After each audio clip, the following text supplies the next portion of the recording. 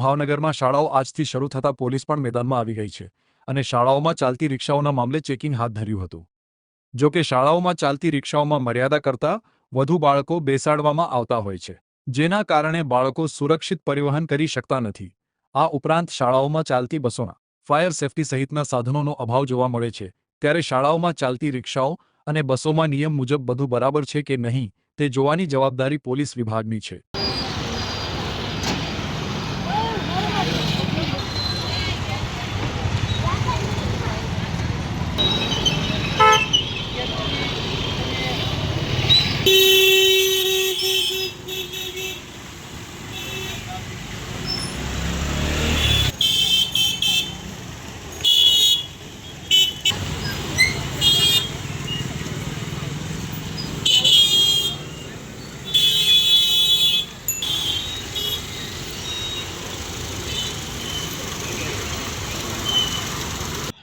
સ્કૂલોનો આજે આપણે ગુજરાતમાં સ્કૂલોનો આજે પહેલો દિવસ છે અને સ્કૂલમાં જનરલી રિક્ષા, ઓટો રિક્ષા અને પ્રાઇવેટ વ્હીકલને કોમર્શિયલ વ્હીકલ તરીકે સ્કૂલ વાહન તરીકે વાપરે છે અને સ્કૂલ બસ પણ સ્કૂલમાંથી યુઝ કરતા હોય છે। તો સ્કૂલ બસમાં વધારે વિદ્યાર્થીઓ ભરવા તથા રિક્ષામાં સિટિંગ કેપેસિટી કરતાં વધારે વિદ્યાર્થીઓ ભરવા તથા પ્રાઇવેટ વાહનને સ્કૂલ વાહન તરીકે વાપરવું તે ગેરકાયદેસર છે।